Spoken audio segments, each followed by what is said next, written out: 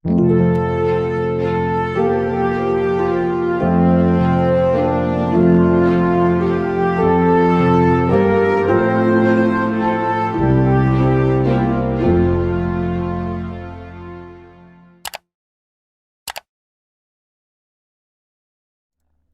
están mis queridos hermanos? Bendiciones, que el Señor esté con cada uno de ustedes y bienvenidos a un nuevo video de Ministerio Séptimo Milenio en esta serie que hemos lanzado ya la semana pasada, todos los lunes, un capítulo por lunes, serie que se titula La Cruz del Padre y el Hijo. Es una serie que es secuencial, o sea, cada tema va a estar unido a la anterior y entre sí. Y es muy importante también para poder comprender muchos de los principios que aquí estamos estudiando, también ver la serie anterior titulada Principios del Carácter de Dios, que les voy a dejar el enlace en la descripción del video también, para que si no han visto todavía esa serie, es esencial también que puedan verla. Hoy el tema que nos trae, ¿sí?, en este video número 2 se titula Herido de Dios. Seguramente les sea familiar esta expresión, esta frase, porque es bíblica. Y si están pensando en Isaías 53, les voy a decir que acertaron, que tienen un nivel de manejo de la Biblia bastante importante. Así que los invito a que podamos repasar juntos los versículos y poder ir a las distintas conclusiones a las que Dios mismo nos va llevando a través de su palabra. Vamos a analizar todo el capítulo porque es un capítulo cortito, ¿sí? La idea es que en cada estudio no estemos más de entre 20 a 30 minutos. El versículo 1 dice: ¿Quién ha creído a nuestro anuncio y sobre quién se ha manifestado el brazo de Jehová? Subirá cual renuevo delante de él y como raíz de tierra seca. No hay parecer en él ni hermosura. Le veremos, mas sin atractivo para que le deseemos. Vamos a hacer un paréntesis acá. Primero hace una pregunta, ¿no es cierto?, sobre quién se ha manifestado el brazo de Jehová. Y nos va a responder, ¿sí? Nos va a dar una descripción de quién es esa persona sobre la cual se manifiesta el brazo de Jehová. Nosotros sabemos que es Jesús, que es su Hijo unigénito. Y hasta ahora se nos dice que no va a ser una persona linda exteriormente, sino va a ser una persona atractiva, un galán de telenovela, sino que para que le deseemos tiene que tener otras características. Y esto es obviamente su carácter, ese carácter que él viene a manifestar del mismo Padre Celestial, porque él es un reflejo de su gloria, es la imagen misma de su sustancia. Entonces, para que podamos amarlo como él es, viene sin atractivo físico, viene sin ser llamativo a la vista del ser humano, para que no nos entre por los ojos, sino por la mente, por el corazón. Y ahora vamos a entrar en el punto crucial, ¿no es cierto?, de análisis de este capítulo, que nos dice así el versículo 3: despreciado y desechado entre los hombres, varón de dolores, experimentado en quebranto, y como que escondimos de él su rostro, fue menospreciado y no lo estimamos. Habíamos hablado un poquito en el capítulo anterior. Esta es la verdadera cruz, es la cruz invisible, porque recordemos que el Cordero fue inmolado desde la fundación del mundo. Recordemos que la definición bíblica de la cruz, aparte, ¿no es cierto?, no estamos negando la cruz de madera, sino que hay una cruz que se manifiesta a través del tiempo. Es una cruz por la abnegación de Padre y el Hijo al darse al ser humano de forma completa, de darse en todo lo que ellos tienen y en todo lo que ellos son, de poder, mejor dicho, las consecuencias de sufrir nuestro pecado, los estamos hiriendo, y también que ellos pueden sufrir nuestras angustias y nuestros dolores físicos por el amor que nos tienen. Y esta abnegación, esta entrega absoluta, la palabra de Dios dice que nosotros lo despreciamos, que lo desechamos de entre los hombres, que es un varón, de dolores, que es experimentado en quebranto, es profesional en el hecho de ser lastimado y de sufrir, ¿sí?, por nosotros, por nuestra causa. Fíjense cómo dice el versículo 4. Dice: ciertamente llevó él nuestras enfermedades y sufrió nuestros dolores. Vamos a hacer acá, a pesar de que no termina el versículo, vamos a hacer un punto, ¿no? Él llevó nuestras enfermedades y sufrió nuestros dolores. Esto es parte del tema anterior, ¿no? De la cruz invisible. Pero sin embargo, dice que nosotros le tuvimos por azotado, por herido de Dios y abatido. ¿Sí? La palabra de Dios dice que nosotros creemos, que nosotros pensamos que Dios, el Padre, es quien demandaba el sufrimiento y la muerte de Cristo, que Dios lo demandaba para poder aplacar su ira y perdonar al pecador. Nosotros lo pensábamos. Sin embargo, el versículo 5 nos dice cómo es en realidad y que no es como nosotros pensábamos. Dice: mas él, a pesar de lo que nosotros pensábamos, él fue herido por nuestras rebeliones, molido por nuestros pecados, y el castigo de nuestra paz fue sobre él. Nosotros, con nuestro pecado, estamos hiriendo a Cristo desde el primer pecado en el mundo, y podemos incluir a Satanás y sus ángeles. Desde que entra el pecado en el corazón de ese primer ángel, en el corazón de ese primer ser humano, Dios y su Hijo son heridos, son rechazados, ¿sí? Nuestros pecados son sobre ellos. Cristo carga, ¿sí? Cristo carga con nuestros pecados y con nuestras enfermedades, porque Isaías está hablando en tiempo presente. Y si bien es un capítulo profético, también está hablando en tiempo presente, porque el Cordero fue inmolado desde la fundación del mundo. Y por su llaga fuimos nosotros curados.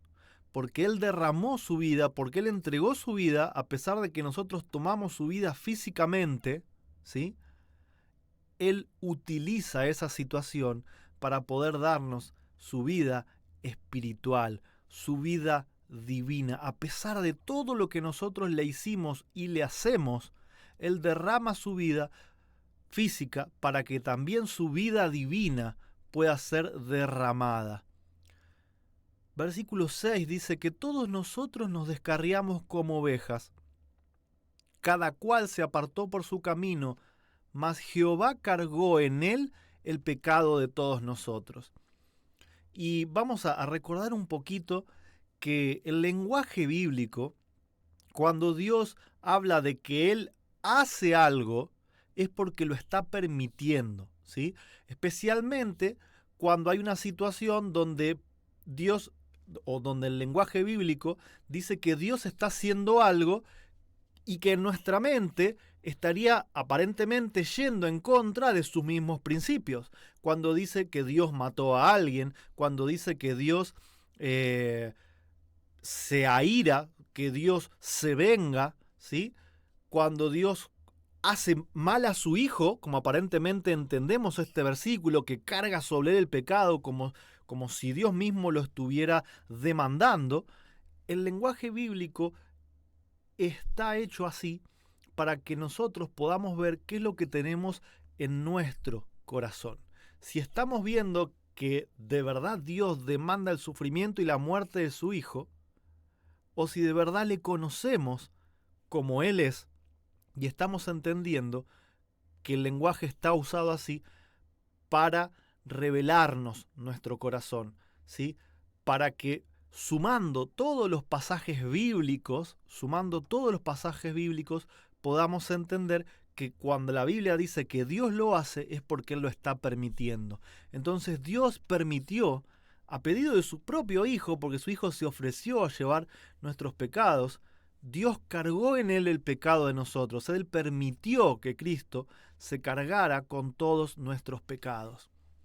El versículo 7 dice, angustiado Él y afligido, no abrió su boca. Ahora sí ya está hablando de un principio que es de todos los tiempos, ¿sí? La abnegación, pero también específicamente cuando Él vivió como ser humano.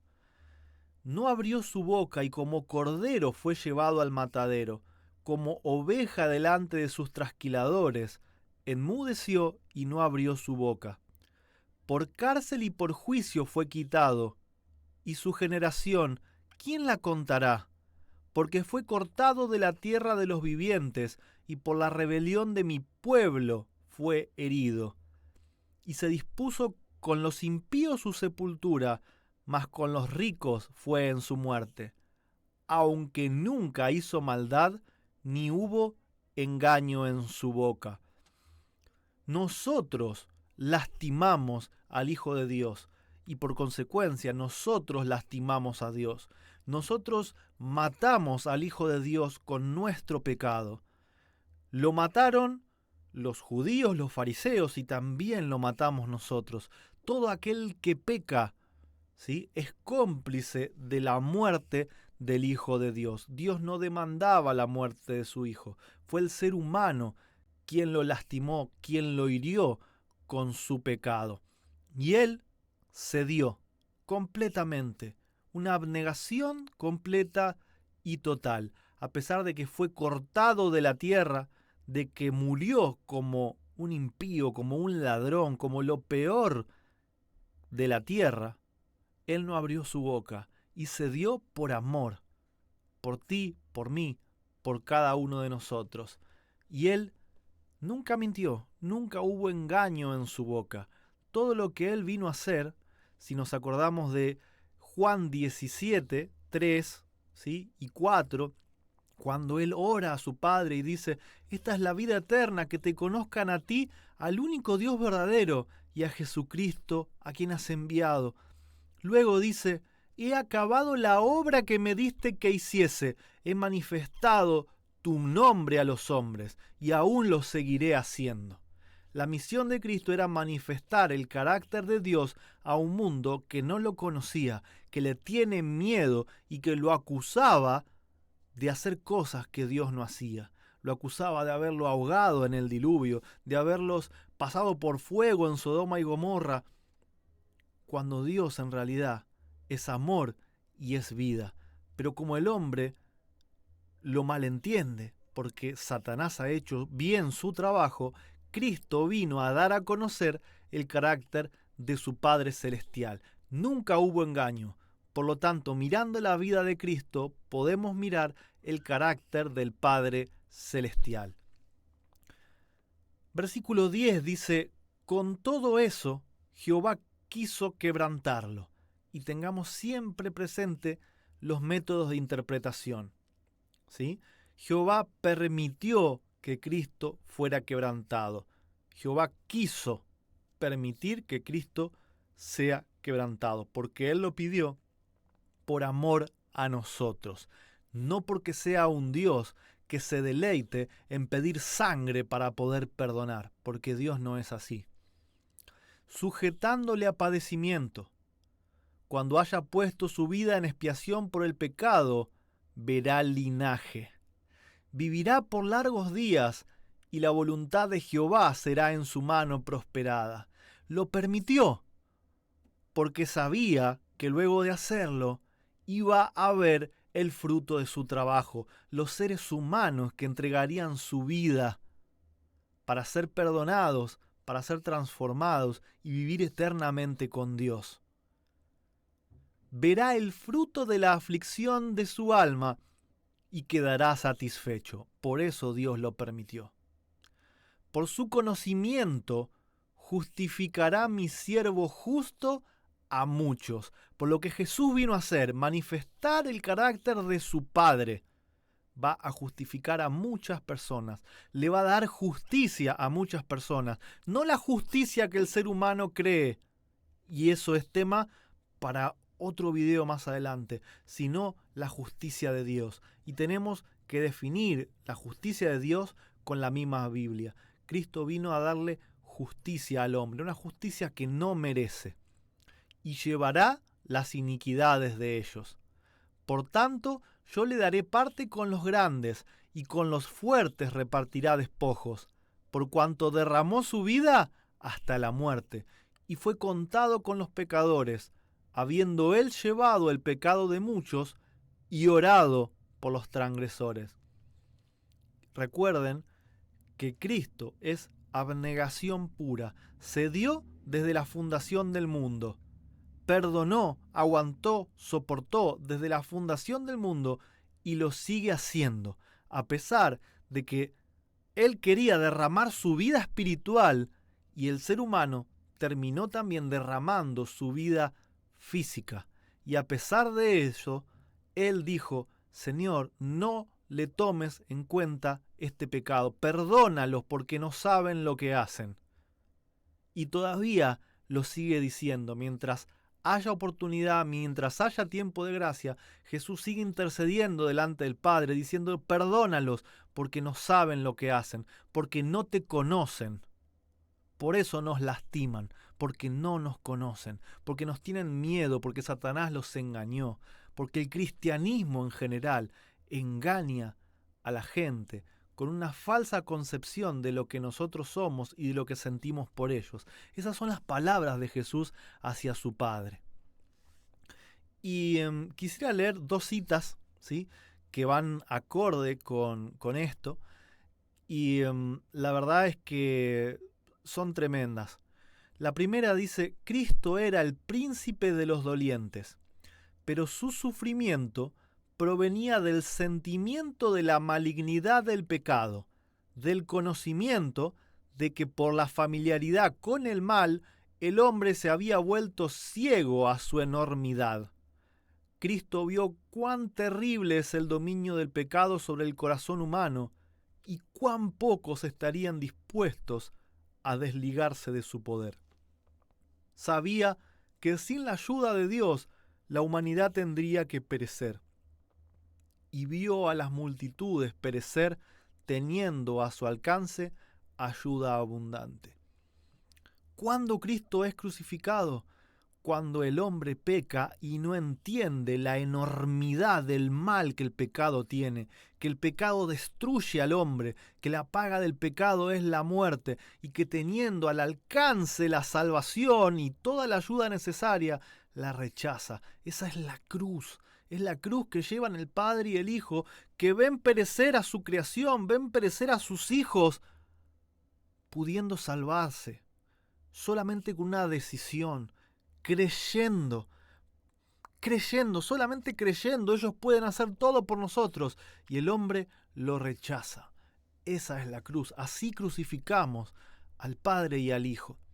Esto está en el Deseado de todas las gentes, en la página 700.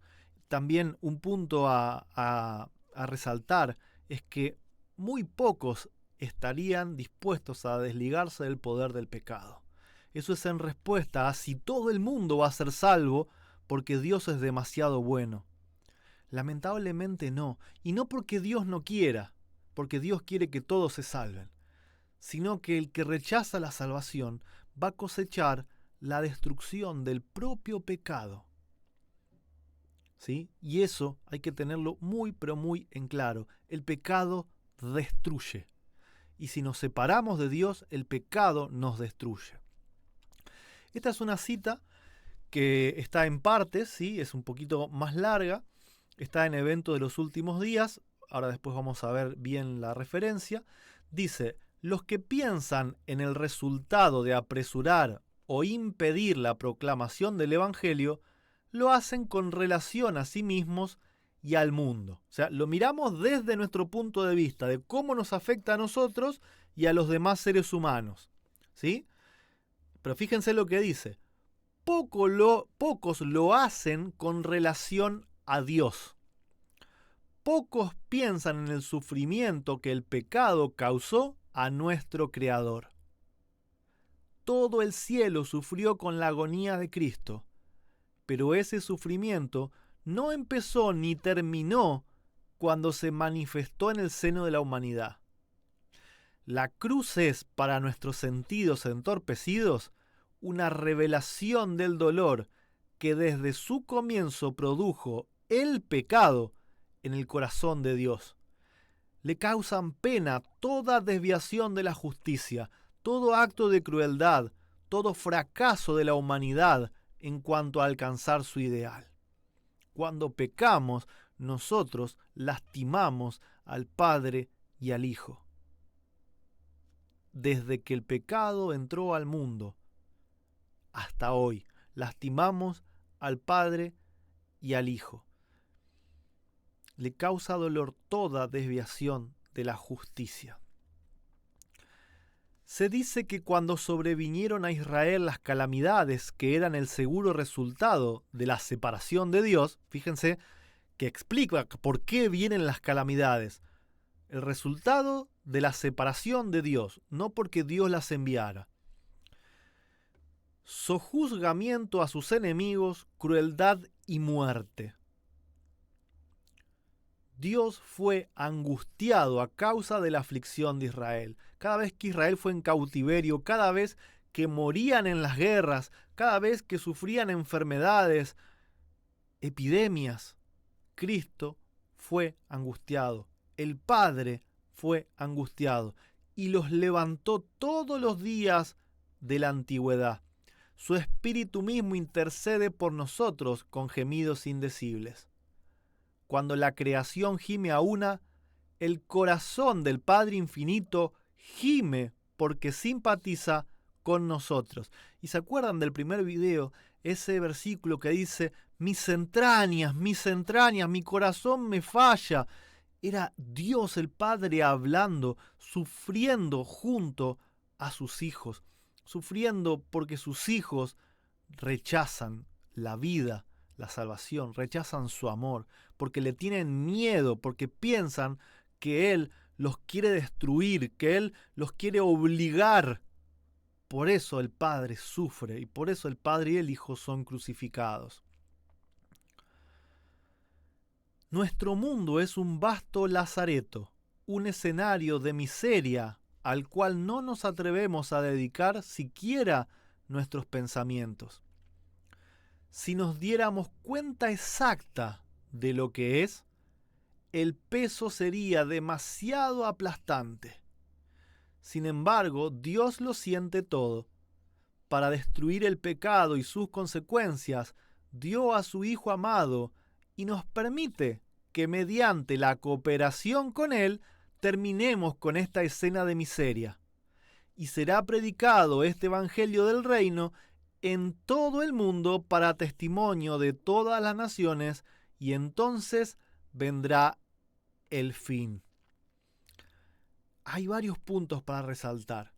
Si nosotros tuviésemos conciencia de la enormidad del pecado, seríamos aplastados, nos moriríamos en este mismo momento. Justamente por nuestra inocencia, por nuestra inconsciencia, también por nuestra ignorancia, todavía Dios nos sostiene con vida. Pero Él quiere que nosotros lo conozcamos, quiere que entendamos del peso del pecado y que Cristo lo lleva por nosotros. Y fíjense también otro punto que dice que Dios nos dio a su Hijo. Y si también traemos Juan 3:16, que dice, porque de tal manera amó Dios al mundo que dio a su Hijo unigénito, ¿para qué? Para que todo aquel que en Él crea no se pierda, mas tenga vida eterna. Sumamos ese versículo a esto y la pregunta es, ¿para qué Dios dio a su Hijo? Que también es tema para ampliar en otro video más adelante. Lo dio para que creamos en Él. lo dio para que cooperemos con Él, no para que lo matemos, no para que lo clavemos a un pedazo de madera, no para que le quitemos la vida. Lo dio para salvación, lo dio para que creyéramos que Cristo es la vida, porque Cristo es el camino, la verdad y la vida, y nadie llega a Dios si no es a través de Cristo. Si decidimos cooperar con Cristo, vamos a ser parte de ese grupo que va a predicar este evangelio del reino a todo el mundo para testimonio de todas las naciones. ¿Cuál evangelio? El evangelio del amor de Dios, el evangelio de un Dios que no te está amenazando con perder la paciencia y tirarte a un lago de fuego y azufre para que te vayas quemando según la cantidad de pecados que tengas, sino la de un Dios de amor, la de un Dios que no cambia, que es el mismo ayer, hoy y siempre, que no destruyó a Adán cuando pecó y que no está esperando destruirte, está esperando que le entregues su vida, está esperando que lo ames, está esperando que aceptes que Él te transforme, está esperando que le abras la puerta de tu corazón para que Cristo viva a través de ti. Eso es lo que Dios está esperando, darte vida y darte vida eterna, sacarte de la miseria y de la esclavitud del pecado. Para eso dio a su Hijo. Y nosotros podemos ser parte de esa obra, de llevar este mensaje de esperanza, de alegría, y pensar que hay gente que se enoja y dice, no, Dios va a destruir, Dios tiene que destruir porque tiene que ser justo, porque yo lo digo, y los que tienen que morir es porque merecen morir, y el fuego y el azufre está bien, porque Dios es justo. Ese no es el mensaje. Pensar que hay gente que se enoja. ¿Qué mensaje más lindo que este? Dios no está esperando destruirte, Dios está esperando darte vida eterna. Pero parte del mensaje también es que si no lo elegís, Él no va a hacer uso de la fuerza para obligarte a elegirlo. Y vas a cosechar la siembra del pecado, porque el pecado aplasta, porque el pecado mata. No es Dios quien lo hace, pero sucede. Y cuando sucede, te aseguro de que Dios también está llorando, está clamando, está diciendo mis entrañas, mi corazón me falla cada vez que un ser humano muere sin haber entregado su vida. Que Dios nos ayude a comprender, a conocerlo, al conocer al Padre y al Hijo, porque ahí está la salvación. Y que con nuestra vida y con nuestras palabras podamos manifestar la gloria de Dios al mundo, su carácter de amor, su misericordia y su justicia. No la justicia del ser humano, sino la justicia de Cristo, que es cubrirte, limpiarte y perdonarte sin que lo merezcas. Que Dios nos bendiga y que nos ayude a avanzar en el camino, relacionándonos con Él y haciendo su voluntad. Hasta la próxima, los espero en el próximo video. Suscríbanse, toquen la campanita para que puedan recibir todas las notificaciones. Muchas gracias y hasta la próxima.